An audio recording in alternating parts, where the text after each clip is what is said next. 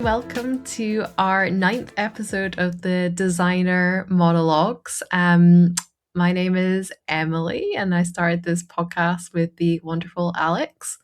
Ooh. And we have a surprise guest today. Not a surprise, we knew you were coming on this. I was going to say, have I joined the right podcast?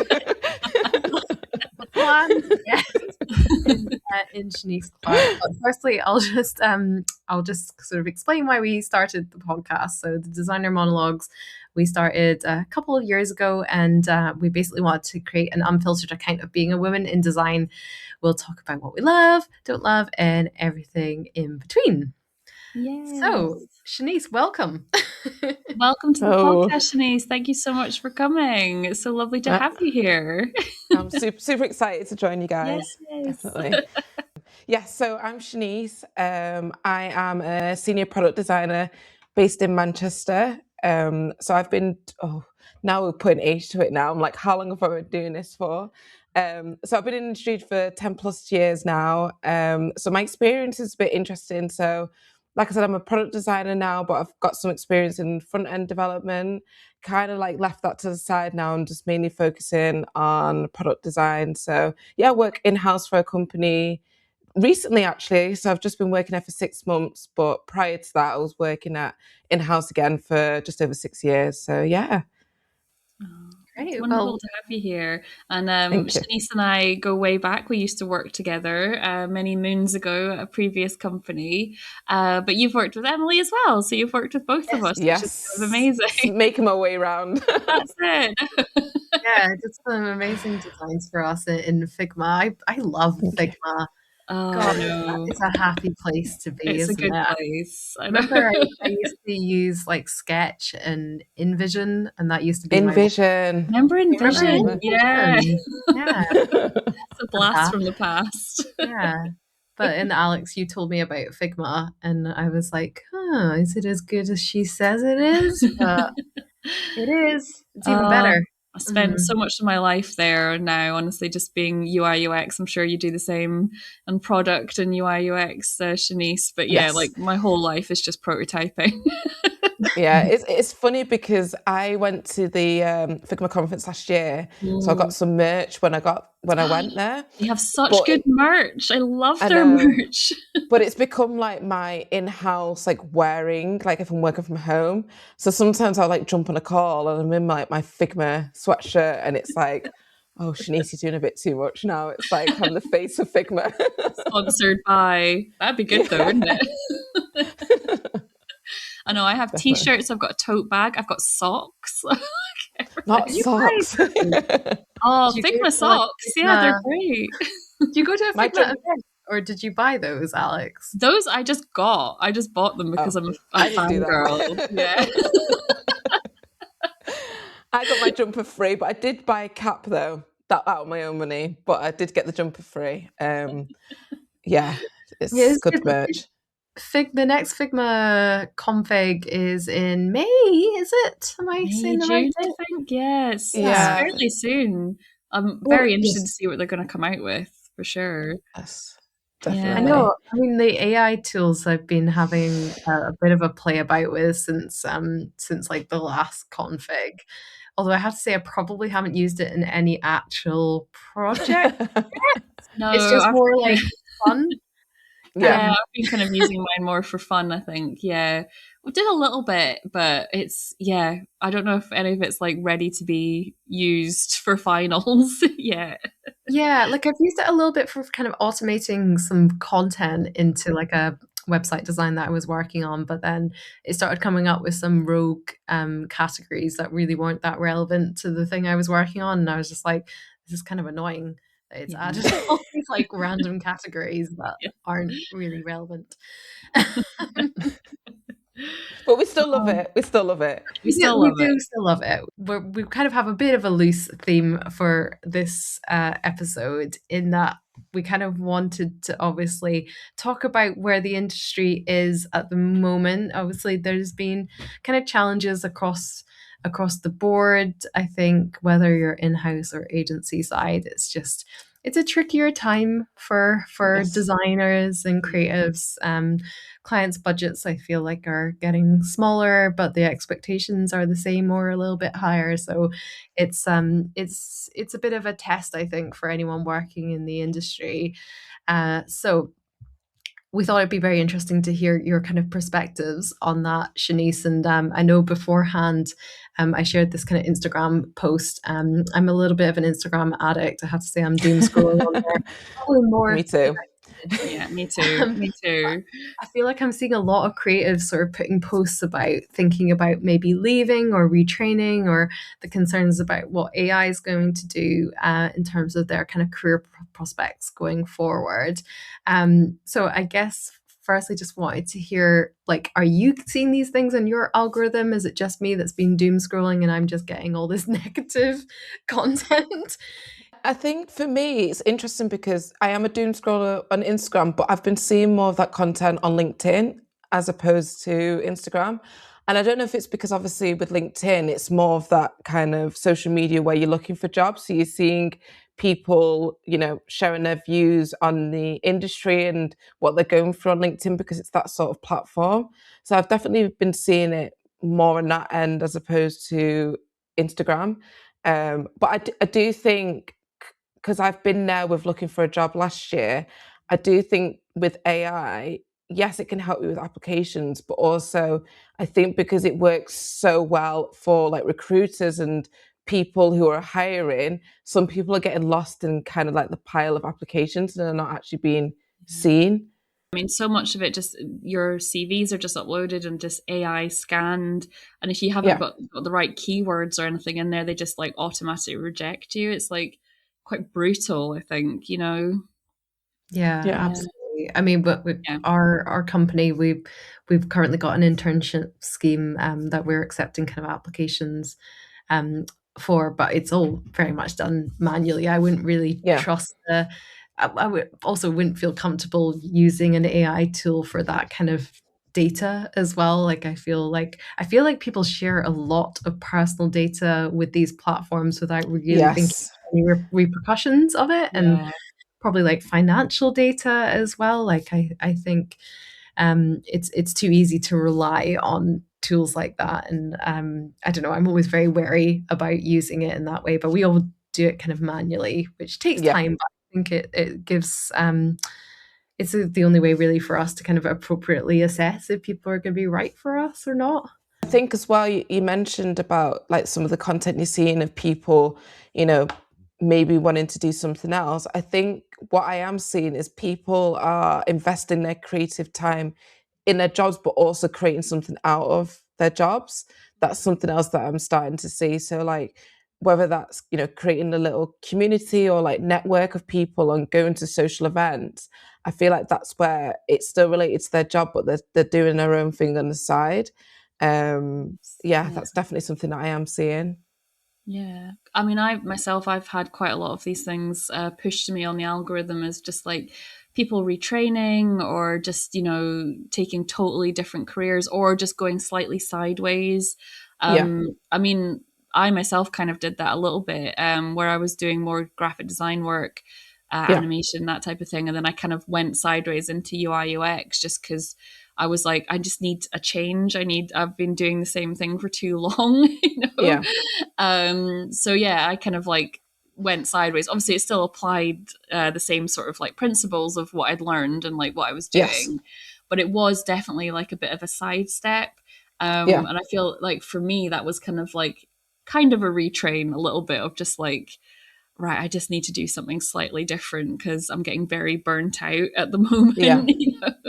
And I Yeah, think COVID definitely. has an impact in a lot of stuff Mhm. because, yes, COVID happened 6 years ago, but I think the knock on effect of it is only just still happening now. And people are starting to kind of question what they're doing at the moment, or God forbid if they're ever put in a situation where they're not getting as much work, or, Yeah, you know, the yeah. company, they might work for an agency and they're not getting as many clients or something like that. I think people are trying to come up with a backup.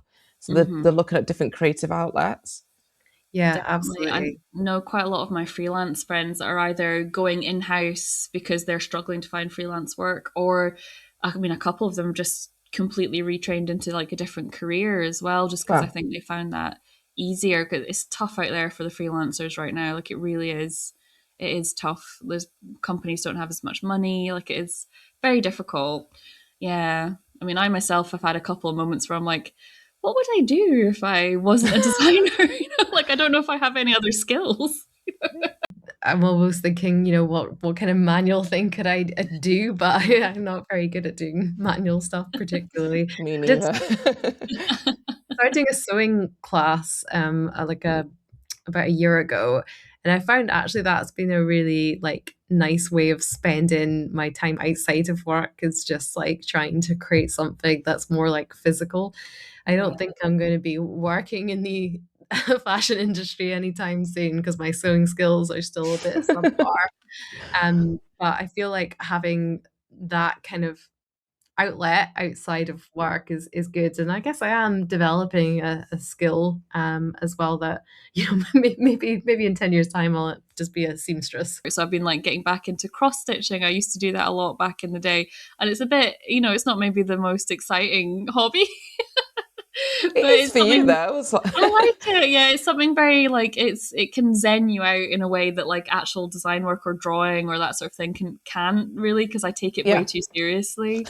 Um, but yeah, I think anything that just gets you like using your body that outside of design helps a lot for Yeah. sure. I think, I mean, it's an interesting one because I have like hobbies out of work in terms of like, not to sound boring, but like the gym and things like that. And like you said, moving your body. But it's one of those things where I do think like if I wasn't a designer, what would I do? Because it's like I try and like to think that I'm still early-ish in my career in terms of like age and like how long. I mean, who knows when they're gonna retire nowadays? But like how far I am into my career, like could it change? Um, and I think I always have this, I don't think I'll do it, but I always have this niggling feeling with like because I've come from like a bit of a front end development background. Like Yeah. I hit a point in my career where I couldn't progress in UX unless I stopped the development because it was just getting in the way. And I always think like, if I was to stop designing, maybe that's something that I would like pick up again. Um, Even though it's very, you know, I mean, design could be stressful, but development, it tests your patience. But I think I liked the challenge of it, definitely. Yeah, I remember doing a little bit of I did like a little bit of games development in my Yeah. masters, and it was all in C sharp, I want to say. Yeah. Okay. And I remember coming across some issues with it, and it was so frustrating. And I was working late into the night, and then I'd just be like, "Oh, forget this! I'm going to do it tomorrow." And then when I would look at it the next day, I would suddenly figure it out within like 5 minutes, and it was just because I was Yes. getting so frustrated. But it was so satisfying when you managed to like Yes. it. So I get that it's just getting past the frustration Yeah. that's the hard part, I think. Good to have something. I mean, it's easier said than done, but I think it's quite nice when you have like a passion project out of work. And even if it's like you're still designing, it's just nice to have something for yourself. But that's just something I've learned recently. Like you mentioned about my podcast, it's like that's a new thing for me, but just having something out of work and that's your own, it's quite nice. Yeah, I think that's probably one of the reasons why we wanted to start the Designer Yeah. Monologues as well, is just, well, we started talking obviously during COVID. You were still in Manchester at the time, of course, Alex, and Yes. we would end up just talking kind of about work, and we are like, oh, this actually might be kind of interesting to other Yeah, we're designers. kind of just doing little mini podcasts without broadcasting it. But it does have that, and it really helps to have that outlet as well. Like I think with how tumultuous the industry is at the moment, like being able to rely on friends and networks is Yes. such a huge thing, because like yeah, during COVID, like oh god, like everyone just felt at sea and like very cut off from each other. So it was really amazing to have someone like you, Emily, that I could like talk to about the industry and actually like connect with about it Yeah. all. You feel less alone, you feel more supported, Yes. and then if, God forbid the worst happens, you do lose a job or that sort of thing, you do feel you have that kind of cushion of a network that you can reach out to, you can talk to them, people can maybe help you find a job, that sort of thing. It is so difficult if you don't have that. Yeah, exactly. And I think if you're not speaking like directly to like designers and other creatives, other people maybe just don't quite get it, or they're just like, oh, could you not go into a different industry? And you're like, but I've poured my heart and soul into No, I know, that's it. Like if you speak to someone who's not a designer, like, oh, what's the big deal? But you're like, oh God, it's like it's all encompassing. You know? Yeah, I feel like wasn't there like a Conservatives poster or something that was about retraining, and it was like for ballet dancers, just like, couldn't you retrain as an accountant or something? So much of design is that sort of like problem solving mindset and everything. So I think that's kind of what we're built to do. And it's like, how do you apply that to something else? It's hard. It's funny because it's like on the other end, it's like I've spoken to people like going to talks and stuff, and they're like transitioning into UX, but they've come from like I find a lot of architects come into UX and a lot I of know a people in couple of psychology architects that have done it as well. Yeah, it's like a common one that I'm seeing is like architecture, and I'm like, I wonder if it's just that idea of like, drawing something up and scaling it and like, seeing a final product. But architects and psychology, I get the psychology more because obviously it's like understanding people and how they interact with things. But architects seems to be a common one that I'm noticing. I guess there's a bit of follow through there because like it's about how users interact with a building. I guess it's kind of similar to like how users interact with an app, just a very different scale. Very different, yeah. One thing that I thought would be interesting for us to kind of talk about, just because we're kind of talking about this, maybe a bit of a kind of crisis in the industry to a certain extent, where people are like, what's our jobs going to look like in the next 5 to 10 years? And at the end of last year, they obviously released that Apple TV kind of ident that had been all done by hand. And at the same time, companies like Coca-Cola and McDonald's were releasing AI adverts at Christmas time. So quite polar opposite approaches from huge organizations. One obviously seeing the value in commissioning something like the Apple TV ident being done completely man-made, and arguably it could have been done digitally. When I saw it, I didn't realize that it all been done by hand until I saw the behind the scenes.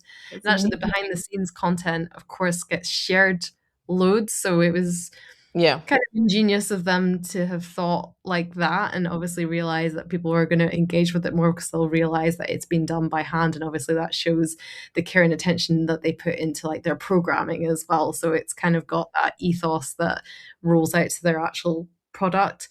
Maybe Coca-Cola can't do the same thing. It's an interesting one because I think Apple have been really smart there with what they've done in terms of like marketing, because I think Apple is very much like I'm obsessed with Apple, but they're very much in the future when they design things. And I think a lot of people who don't use a lot of Apple products are quite apprehensive because it's like, oh, they're very, like technology based. They're very much like, oh, I can't use it, especially like an older audience. But I think them showing the behind the scenes of how that advert's been made, it then targets those people who care about like the nitty gritty and like the time and effort it's put to create an ad like that. So it's like, I feel like the people who use Apple can appreciate the advert for maybe like the aesthetic and how it looks. But then the people who don't maybe use Apple or have like a perception of Apple can understand how the advert's been made and maybe get on board. So I feel like they've hit like two target audiences there with that. And I think it's really good. I think especially because nowadays, I hate to say it, but it's like people are so used to like TikTok and scrolling and seeing things that are dead quick. A lot of young people don't really care about as much how things have been made. So I think they've created an ad where it looks great for people who can appreciate the technology, but then also show the behind the scenes for people who care about that stuff. In my eyes, Apple can't do any wrong, but it's a great animation. I think it's really good and very sleek.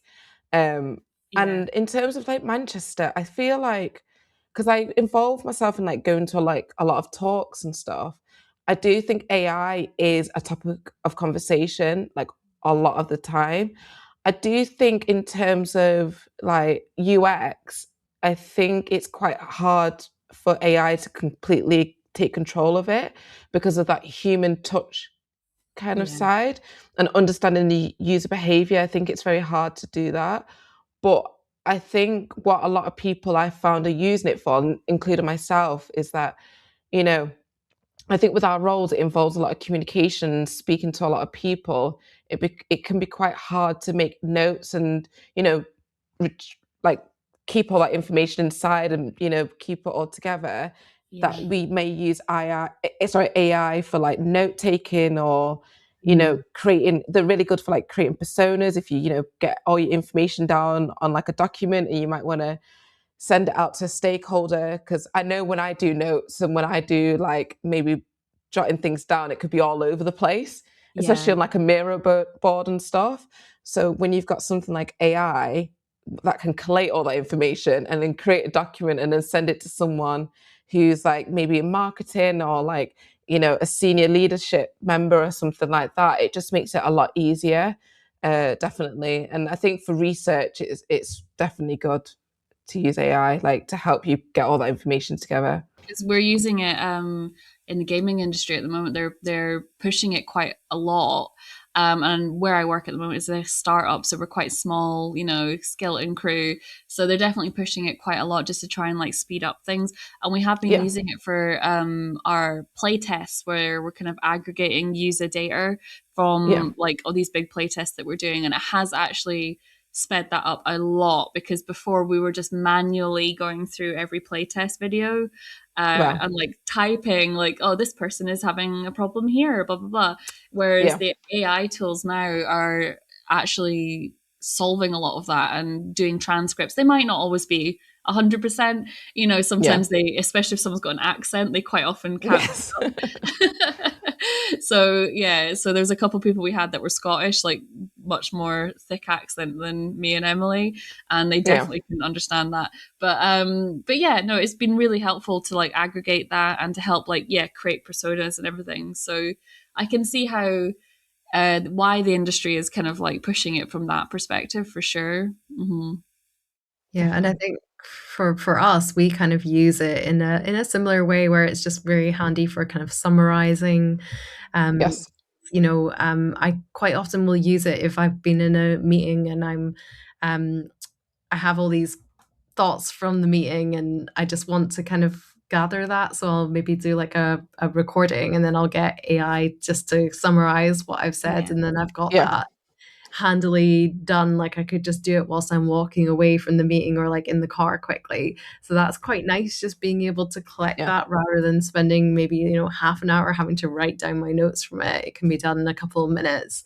So I do feel like it can be used in a way that just kind of makes more of the admin side less yes, strenuous. Like I don't necessarily want it to be helping too much with some of the design work, because a lot of the time if I try and produce something using AI as like a concept, I'm like I would have been just quicker just yeah, yeah, kind of creating that myself. And it can be good for kind of mood boards and just getting a general kind of idea across, yeah, but most of the time it's quicker just doing stuff from scratch and having all your layers like being editable. I find whenever you've created something with AI, usually you just have to try and like Photoshop things, and it's just like, oh, yeah, I just want to have this on like layers, to be able to like tweak yeah. it easier. yeah, So Yeah, yeah, it's good for definitely for like, you know, if you might have like a bit of creative block and you just need something just to spark an idea. But just like one thing you mentioned about like the note taking and, you know, not having to worry about that is like I'm dyslexic. So like when I'm in a meeting and I need to listen to what people are saying, but also make notes and then think about what they're saying. yeah, Sometimes it can be like a little bit overwhelming. So it's like, I like the idea that it's all recorded and, you know, maybe summarized for me. So then I can go in my own time and, you know, like retain all that information. yeah. mm, Yeah, Yeah, that's a really good point actually, because there's so many tools. Like my husband has ADHD, and he uses the like Speechify AI app that reads text out loud. He says it's so much easier for him just to like quickly get through like big blocks of text and stuff like that. So it Yeah. does actually have quite a good application, I think, for dyslexia, ADHD, that type of thing. Like it can make things a lot easier. I think it's probably finding when to use it, because I think sometimes it's like maybe it's just too quickly a go-to, whereas sometimes I kind of don't want to lose the ability to use my brain in I some know. Well, that's the worry, isn't it? If you get it to sort of do your thinking for you too much. But I think this is it. Like, I think we've all kind of said the same thing where it's like, it should be an admin tool. Like, it should be something that's, like if anyone says to me like, oh, Alex, can you not use AI to do your iconography for that UI? I'm like, no, because like whatever they come up with is not I'm gonna have to tweak it anyway. Yeah. And like I've got years of experience doing like clear UI for companies and stuff. So I think it would actually, if anything, slow me down trying to do that. It'd be quicker if I just did it myself. But what I love about it is that I can outsource admin to it to allow me to have more time to be creative, Yeah. Like I feel that's the way it should be used. So a lot of the time it's not being used that way, sadly. Yeah. I think as well, I've had in the past where I'm maybe like designing something and whoever's doing the copy is like mid-project, but I need some copy just to like placeholder text. And I know you can use Lorem Ipsum, but sometimes you might just want some real life text in there whilst you're designing. So sometimes I might go into like, AI and it's like, can you just give me like a little paragraph on something that's what like I'm working on and stuff. So it is good for stuff like that. If you want to bring your designs to life a bit more instead of using like Lorem Ipsum. I know you can get these creative Lorem Ipsums online, but it's not going to be the right thing. I think it's like a Halloween one or a scary Ipsum, and then there's like really funny ones, like different ones you can get. Gosh. It depends on the stakeholder though, because like I have my stakeholders that I work with are very like creatively minded. So if you show them something like that, they're just like, no, I need to see it actually looking like the thing, so it has to, like you said, Shanice, like I quite often will generate a little bit of text just to explain what, like if it's like, say it's a tooltip that's popping up. They won't really understand like what the point of it is. They can't really get there. So if it says this is a tooltip that will explain the blah blah blah, they're like, okay. I get it now. Yeah, so sometimes it does help, I think, just to get like kind of stakeholder buy-in as well, if it just like feels a bit more real. Yeah. 100%.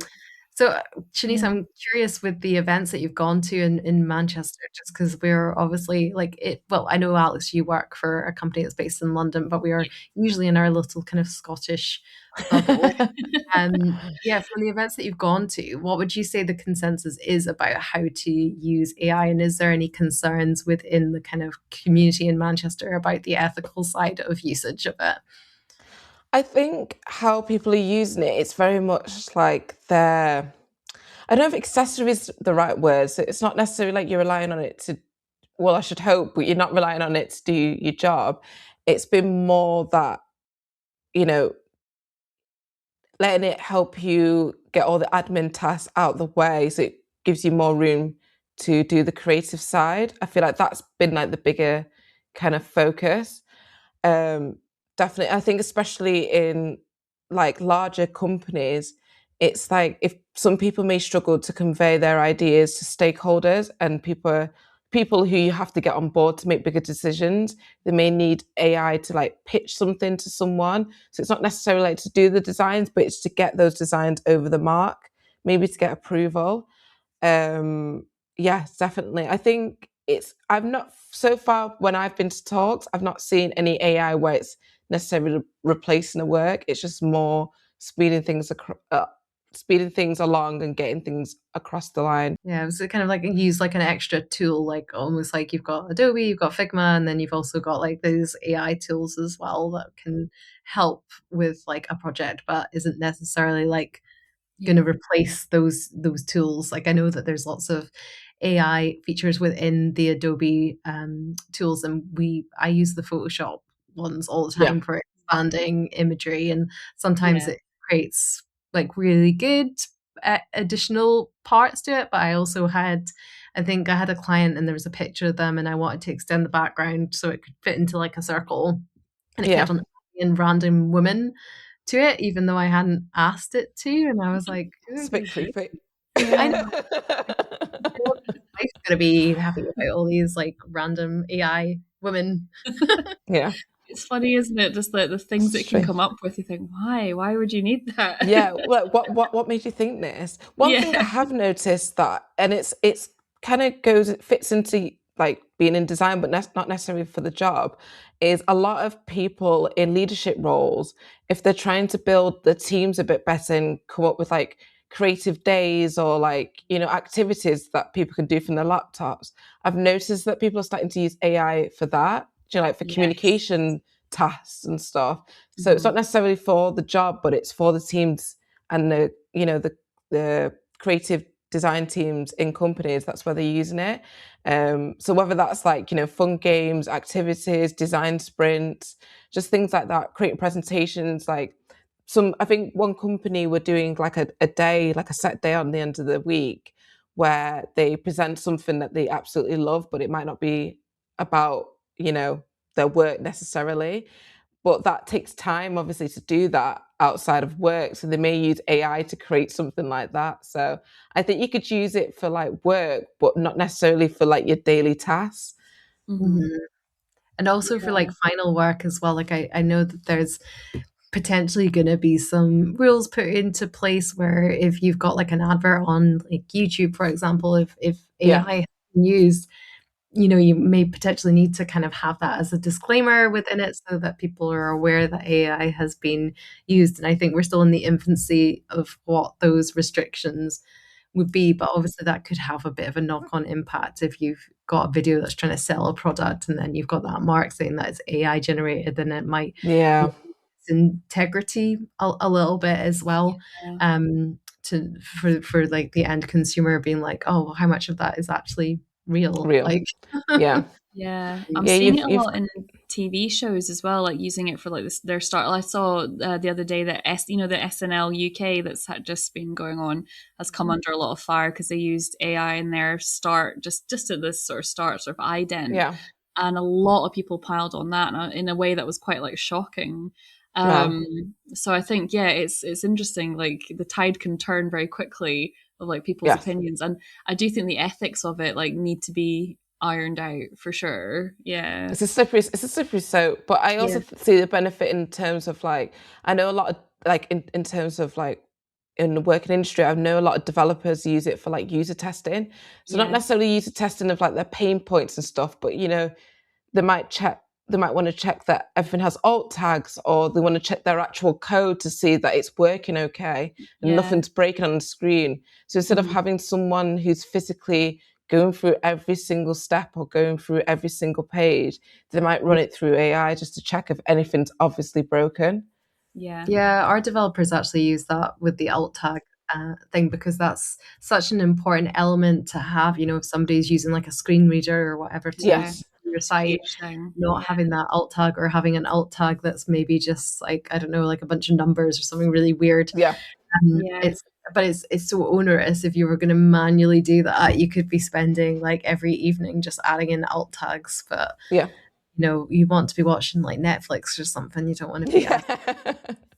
It's interesting to hear about the industry down in Manchester, because I feel like I've been away from it for so long now, because I've been back in Scotland for 3-4 years now. 3-4 years. And it was such a vibrant design sort of industry. That was one of the things I loved about living there, is that there was always something interesting happening, good talks and everything, like a really good community. So it'd be good to know, like, how is that? Is that still like a really vibrant community? Bigger. Is it bigger? It's bigger. Well, that's good to know. I don't know if it's because I've become more like aware of it because I'm going to these events, but it's definitely a lot bigger. I think it's because, I think it's a mix of things. I think it's because so many companies from London are coming to Manchester because it's like, you know, it's not as expensive. So they set up, you know, the in-house agencies in Manchester. So that's attracting a lot more people who may thought, you know, coming out of uni, they need to go to London or somewhere like that. They're now coming to Manchester. So I think that is like a big thing, was that a lot of head offices are coming to Manchester. Yeah. And I think now also, I think a lot of the creative courses are becoming more popular in students. So they're like, a lot of like the bigger unis like Manchester, they're creating those courses instead of, you know, normally, like I remember when I was in uni, it was very much like the Beckett's, like I went to Leeds Beckett, or it was like the Mets of unis that did the creative courses. Whereas Yeah. I feel like now a lot of people are appreciating, you know, like design and tech, and it's becoming bigger and bigger. And I think as well, like Salford Keys, the Media City, Yeah. that was like big a good few, like 4 years ago, but it's getting like bigger and bigger now. So I think it's not just like Northern Quarter where that was like the creative area. It's now spreading across Manchester. Yeah. That's Yeah. interesting. It's really becoming like a sort of creative hub of the UK, I Yes. think, at this point. Yeah, definitely. I always loved going down to Manchester. Well, it's been a few years since I've been there because I used to always come down to visit Alex, but it Yeah. is such a vibrant city. And I feel like kind of similar to Glasgow, you know, it's like an industrial city. So it has lots of really interesting spaces that are then Yes. used for kind of creative industries, creative companies, and it has like a little bit more vibrancy. I love Edinburgh. I love Edinburgh, but it sometimes doesn't have the same kind of vibe, I guess, is what you get Yeah. from cities like Manchester and Glasgow. I do miss it though. I do miss it because there was so many, like when I was first starting out there, I didn't really know a lot of people in the city at all. So it was like Yeah. really good to sort of attend these talks and like networking events and stuff, even though they're a Yeah. bit nerve-wracking going on your own, you know, like they can be quite Yes. scary. But you've just done a talk, haven't you, Shanice, Yeah. recently? So I Yeah. did a first speakers event, sorry.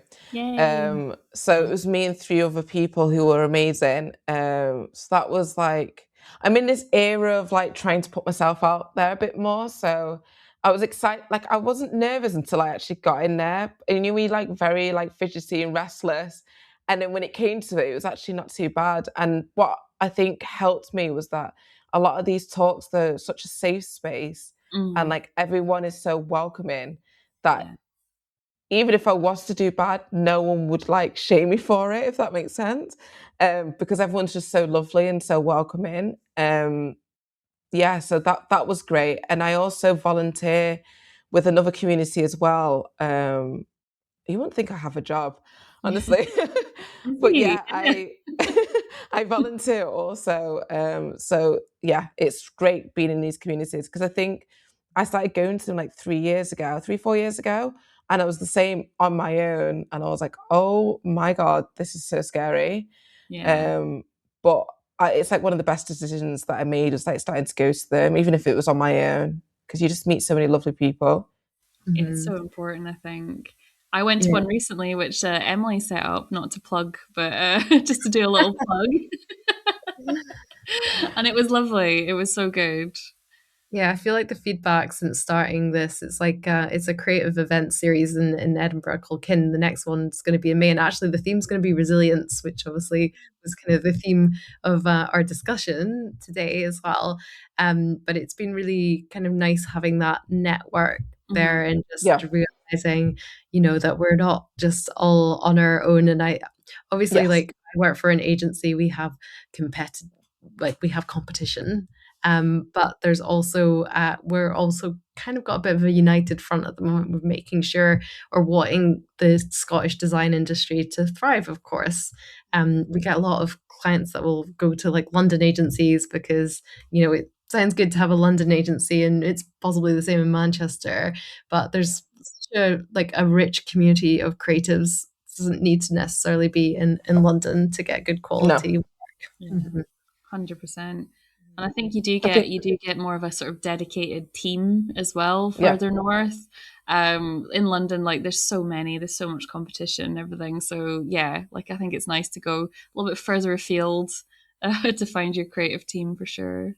100%. I Yeah. think it's interesting because even though this is kind of going off topic but related, it's like I think people are starting to realize that like I sound like Game of Thrones, the North, but the North is like having more of that like creative environment, because Yeah. even was it the Brits that was here last in Manchester last month, Yes. Is and it then the Manchester? Mobos as well was this week, Mhm. and I feel like people are starting to like explore out of London a little bit more now. So I Definitely. guess I've got a kind of follow-up question to that, Shanice, because I think we do get quite a lot of kind of students and people about to start their careers. What Yeah. would be, do you have any like advice for anyone that's about to enter the creative industries during this period of slight unrest, not just with the industry, but just globally? There's a lot going on. Yeah, I always think about like students now, because I thought it was quite hard when I was coming out of uni, but I give it to the students now who are looking. Um, One thing I will say is the biggest thing I've learned even now is just finding your community. I think that's the biggest thing I've learned. Um, and I think people underestimate the power of that sometimes. And I think it's, for me, it's like just times where, if work's really stressful and you need just not necessarily vent, but like to speak to people who are going through similar kind of things. Another example as well is like I got made redundant last year. And I remember it took me a long time to actually like put myself out there to tell people to ask for help. And I found that when I opened, like, let my guard down and opened myself up on LinkedIn and mentioned that I'd been made redundant, I was not the only one. Like, so many people were going through it. And it was the people that I met at these community talks and socializing that honestly, like, people I hadn't spoken to like in over a year were sending me messages and stuff and were absolutely lovely. And it's like, it's really nice to know that people are out there who are willing to help and, are really supportive. So I definitely say like build a community, because you never know, like it might be in the future. Like, for example, me and Alex worked together years ago and now we're like on this podcast together. Yeah. So it's like you just never know where like the relationship might take you. And I think when you find that common like denominator with people, it does really help and you don't feel so alone. So I definitely say community is definitely a big one. Mm.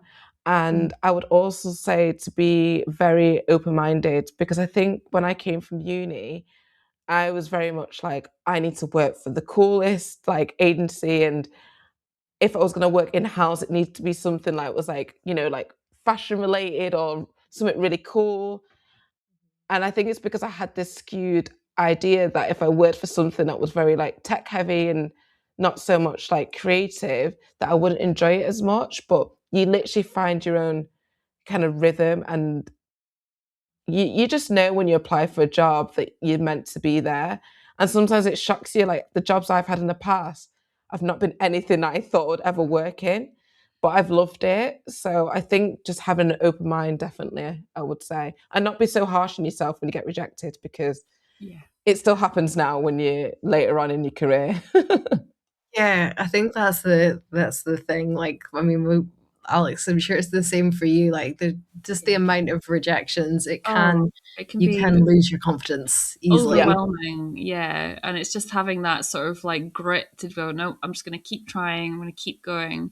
And I think you said it really well, Shanice. I think like the thing that keeps me going through this is like community and people that I yeah, can reach out to and just have a whinge if I'm stressed out or just, yeah, ask how things are going. And there might be something like you say, like a connection that you've made years ago and you have yeah, no idea where that's going to take you in the future. So I think so much of it is just about like having each other's backs as well yeah, and helping. Like, I get a few students kind of contacting me, or designers that are looking for kind of freelance work, and I always like want to make the time for them. They come in for a coffee to talk about their work, and then it puts a face to the name. And if there's opportunities that come up in the future, like I feel like a lot of people in the design industry here as well will give you their time. Like when I was more junior, if I messaged somebody that was like a creative director or whatever in an agency, most of the time they would make some time for me, even if it was just like half an hour. Here's my portfolio.